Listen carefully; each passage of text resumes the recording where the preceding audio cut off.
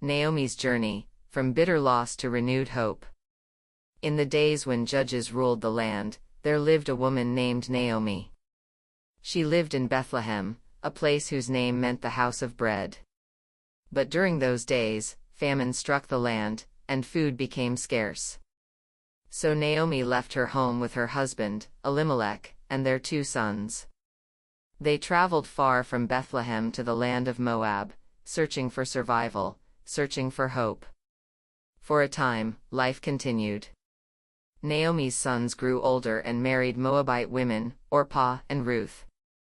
But then, sorrow entered Naomi's life. First, her husband Elimelech died.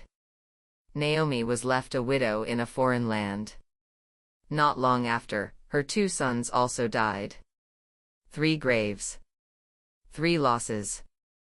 And 1 broken heart. Naomi was left with only her 2 daughters-in-law. No husband.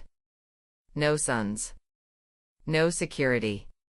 She heard that the Lord had visited his people again and that there was food in Bethlehem. So Naomi decided to return home.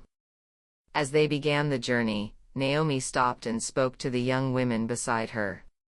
She told them to go back to their families, to find new husbands, and to rebuild their lives. With tears, Orpah kissed Naomi goodbye and returned to her people. But Ruth stayed. Ruth clung to Naomi and spoke words that would echo through history. "Where you go, I will go. Where you stay, I will stay. Your people will be my people. And your God will be my God." Together, Naomi and Ruth walked toward Bethlehem, 2 widows, 1 journey, and an uncertain future. When they arrived, the town stirred. The women recognized Naomi and whispered her name.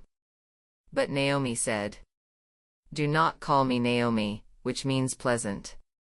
Call me Mara, for my life has been filled with bitterness." Yet even in her bitterness, God was already at work. Ruth went to gather leftover grain in the fields to provide food. By what seemed like chance, but was truly divine, she entered the field of a man named Boaz, a relative of Naomi's late husband. Boaz noticed Ruth. He showed her kindness, protection, and favor. Day by day, hope began to grow. Naomi saw that the Lord had not forgotten them. She guided Ruth with wisdom, and in time, Boaz became Ruth's husband. Their union restored what Naomi had lost. A child was born, Obed. Naomi held the baby in her arms, her emptiness replaced with joy. The women of Bethlehem said, "Praise the Lord, who has not left you without a redeemer." Naomi's story did not end in famine. It did not end in loss. It did not end in bitterness. It ended in restoration. And through this story, we are reminded that even when life feels empty, God is still writing. If this story touched your heart, take a moment to reflect. You may be in a season of loss, but God's story for you is not finished. Feel free to share your thoughts in the comments, and if you'd like more stories like this, remember to subscribe so we can continue walking through Scripture together.